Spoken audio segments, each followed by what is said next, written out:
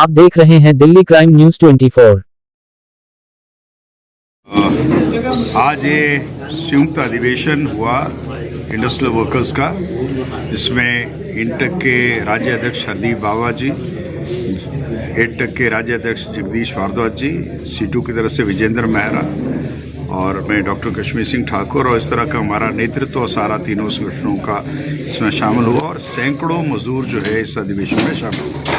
मुख्य मुद्दा ये है कि 16 फरवरी का राष्ट्रव्यापी इंडस्ट्रियल स्ट्राइक का है और उसमें निर्णय लिया गया कि ये हड़ताल पूरे औद्योगिक क्षेत्र में होगी, पूरा औद्योगिक क्षेत्र बंद होगा और हम 16 फरवरी को सारे तीनों संगठन जो है मिलकर इस हड़ताल को सफल करेंगे।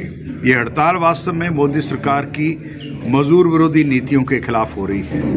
जो 44 श्रम कानून जो देश के अंदर थे अंग्रेजों के ज़माने से, उनको ख़त्म कर दिया।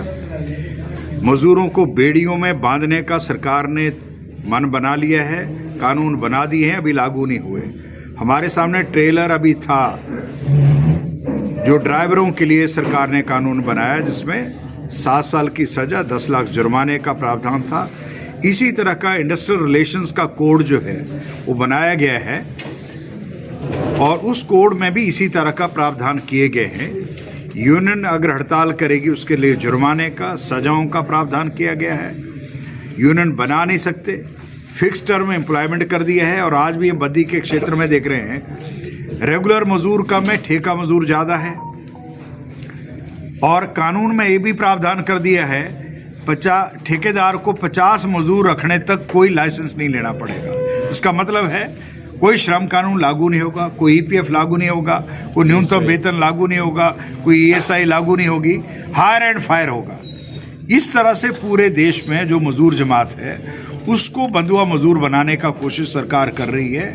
ट्रेड यूनियन का दबाव में अभी लागू नहीं किए, बनकर तैयार हो गए हैं और ये सरकार अगर 24 में रिपीट होती है तो ये सरकार इस देश में जो इस देश के प्रगति के लिए योगदान करता है, इस देश के औद्योगिक क्षेत्रों में हमारा उद्योगों को चलाता है, उस मजदूर को बंधुआ मजदूर बना देगी सरकार। इसलिए जो है ये हड़ताल ज़रूरी है और इस हड़ताल को कामयाब करेगा सर। कहीं ना कहीं केंद्र और जो प्रदेश की सरकारें हैं, पिछली सरकारें अलग रही हैं, अब नई सरकारें आई हैं। आउटसोर्स कर्मियों की जो बार बार मांग उठ रही है, आप यूनियनें काम कर रही हैं।